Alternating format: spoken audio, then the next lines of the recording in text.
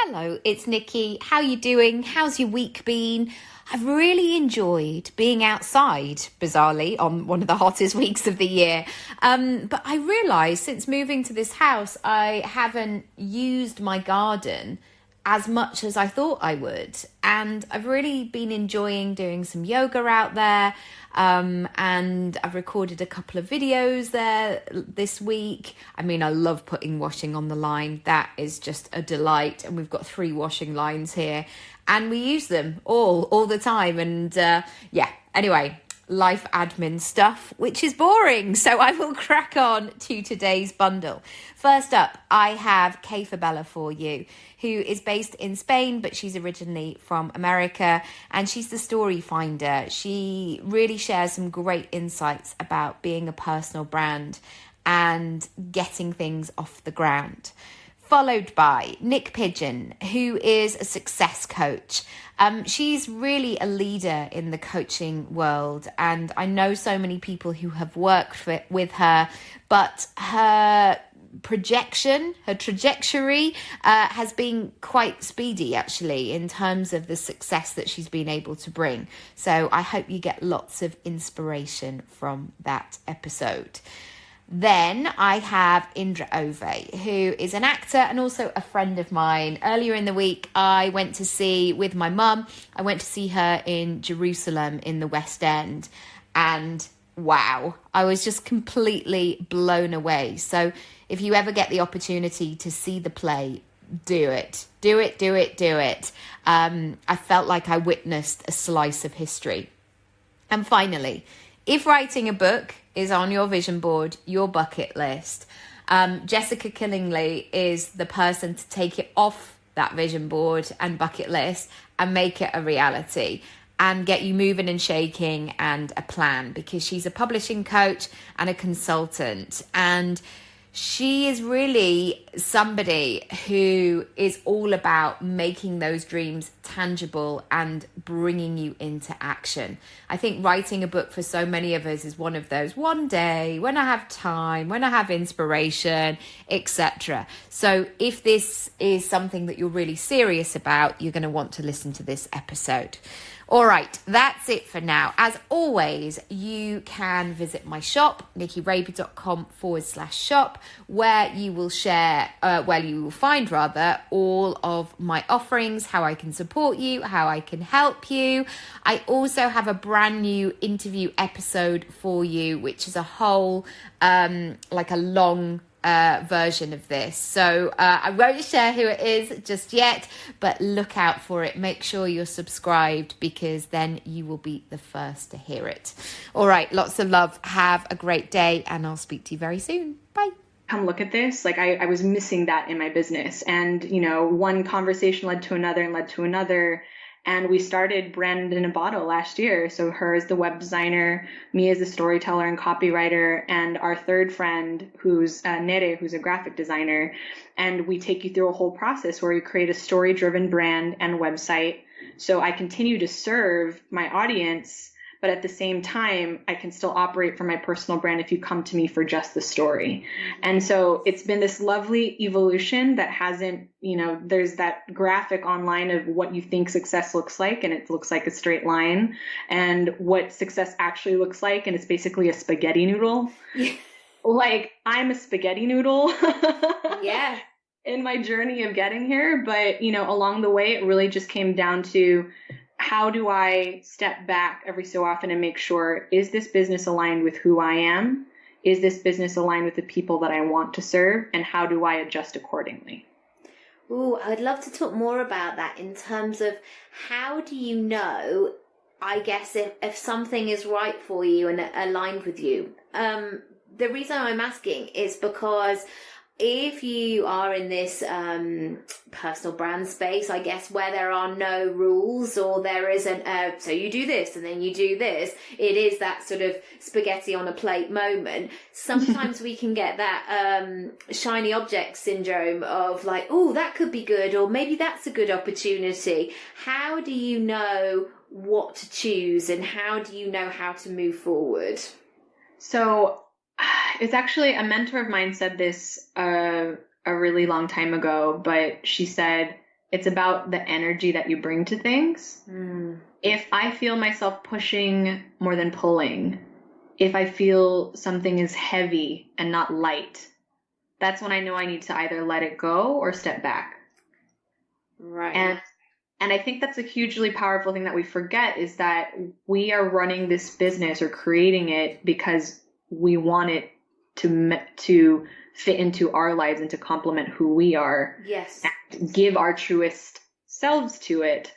And if none of those three things are in place, then that's when we have to remember, oh, wait, I can change things. I can pivot. I can adjust or tweak or walk away from it entirely, whatever that looks like for you. But you're ultimately the person in control of it. And it's easy to lose sight of that. But I think it comes down to your energy and checking in with yourself once in a while. Absolutely. And I know everybody says it, but it's because it's true. Yeah. And if I look at what I've learned over the years, it's always been from those people that have either been there and done it before, or somebody that's an expert in an area that I want to learn from. Like if you look at the whole pattern of our lives, we go to school and we learn from other people that know more than us. Yes. So why should it be any different in business? So I invested in a course first of all, and then I invested in working one-on-one with a coach. And when I invested in working with that one-on-one coach, I literally invested everything that I had. So it wasn't an easy decision, but it was something that I knew was absolutely right. And how did you know that that was non-negotiable for you? Because I see it a lot with my clients, or sometimes I have conversations with people for a couple of months back and forth, and you can tell that they're ready to make that leap, and yet there's something that's holding them back, or maybe they're not sure what it's going to entail. How did you know that that was the right time for you to step into that? Okay, this is going to be a bit of a strange answer. But at the time, I'd invested in one course already, which was, I think it was around about $3,000 for an online course. And my assistant and I had literally sat and worked away and put everything into place, launched this program that we'd built based on that course. And the program was a group training program, and it sold one place. Now, that is not a group. Everybody knows that one person is not a group. So I went into panic mode because at this particular time, I had moved out of my apartment in Newcastle. I'd said goodbye to my friends and family, and I'd moved to the other side of the world. So I'd gone to Australia to write my first book, and at this particular time, I was in New Zealand. And I was steadily burning through the savings that I'd taken on the premise that this group program was going to work.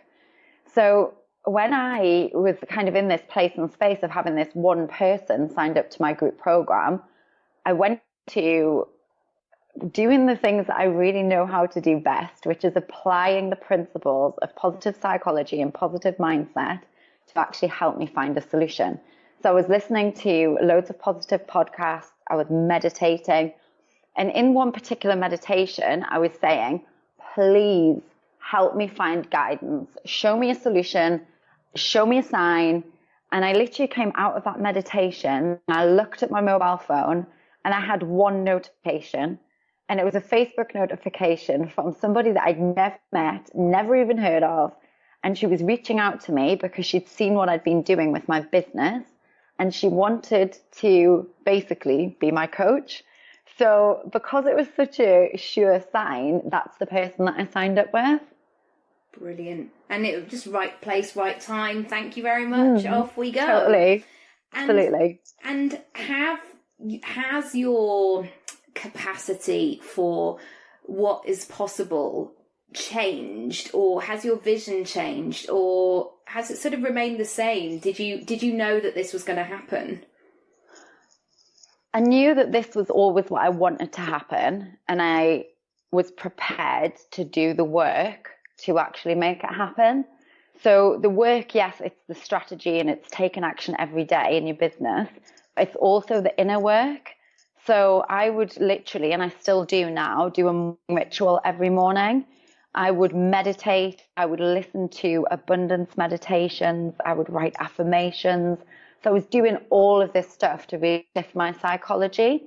Now, I've always had a big vision, and I know that we can always accomplish whatever it is we want to accomplish, and probably even more. And I think one of the biggest and most important things that we need to learn as entrepreneurs, but also as people, is to think long term and not short term. Because a lot of the time, if you focus on the short term, you can go into panic and scarcity mode. Hard thing to do. Yeah. But I had opened that. And then years and years later, when I was married and had children, we went back to LA and we did a year when my kids were about, 7 and 9. And how was that phase? So that was very different and lovely, actually, because then I was with my husband. I had 2 kids, so you're going with a family unit, which is lovely. It's very, very comforting, rather than being there at 23 and being very much on my own, wandering around and not knowing the city and not knowing really quite how to deal with it. And it's quite frightening, as a 23-year-old, and the world of producers and dodgy goings on and, and parties and all that. It's quite a lot to take on. Yes. And it really makes me admire those young actresses, especially, who make it work from a very young age and understand it, because I found it overwhelming. So to go back with my husband, with my kids, was the monkeys who you are. No, exactly. Yeah, and that's lovely, because it's really comforting and really, really grounding. So it was great going back, and we went for a year. So we rented out our house in London. We have friends in LA from before, and they had found us a lovely place. We found a beautiful school, so we kind of set up home. Again, and having a school was great, because that anchors you. And you meet people, you're part of the routine. Especially as actors, and I hear it so often, it's the in-between bits. It's the, should I have coffee or I've got nothing in my diary today, or I don't really know where my life is going. You're just hanging about, waiting. Yeah. And that's where, that's out. And that's where actually having kids is no bad thing as an actor, and it's a funny thing when you get to that stage and you're making those decisions. And I remember I was always told, whatever you do, don't do it, will ruin your career. And then finally not listening to those people and going, well, I want to do it anyway, so I'm going to do it. And then actually going, well, it grounds me, and it gives me something that's greater and more important than the industry. And I think it's a hugely leveling thing to do, and actually the career doesn't forget you. If you're still active and interested in what you do, it doesn't let you go, and it didn't let me go. And you bring different things to the table. Of course you do. Because you're not just bringing a needy actor who wants to work. You're bringing, life at home is good, so I'm here and I need to make it count, and how long have you got? And I remember, I don't know if I said this, but I remember when we were doing Living Under One Roof, and I was in that, it was like my second job out of drama school, and I was 21, and I think you had both boys at that stage. I did. But I was just thinking, oh, good, that is somebody who can do that. Because in my head, I thought, I would love to have kids, and it was very much in my plan. But for some reason, whatever is filtered down, it was like a decision, like you have the children or you have the career. And so watching you doing it, I was like, oh, there is somebody out there. Because I was thinking, even 3 years before, I'd never met an actor who had kids. No. Or at all. Oh, really. at all. I was just like a young kid in Lincolnshire thinking, I'd really like to make that my career, but I don't really know how to do it. I'm going to go to drama school, but I didn't know anybody who was doing it. And so when I saw you, I was like, oh, okay, you can do it, and making that juggle work. And it was really refreshing. And it was so nice when I went to an audition the other day where I could do that for somebody else, because this girl who was sort of 10 years younger, she was like, oh, but, well, it's kind of good that you can do that as well. Because I'd sort of written it off, and I said, no, please don't. So it was such a full circle. Yeah, good. Well, it's really important then, isn't it? That we're there and doing it. Right. I just assumed that nobody was watching. I mean, because they weren't, because I was, it was only just getting started. Hi, guys. And the minute I just assumed that, it became much, much easier, because I'm just talking to myself. I'm just, like howling into the abyss here. And it was, so I cut my teeth doing it to a non-existent audience, which was really good. So there wasn't anyone to watch me doing it really, really badly. So I think that, actually I'm really, really glad that I started off doing not the wrong thing, but just not quite the right thing. Yes. And I felt my way into it. And who knows, like in a year, my business probably will look very different to how it does now.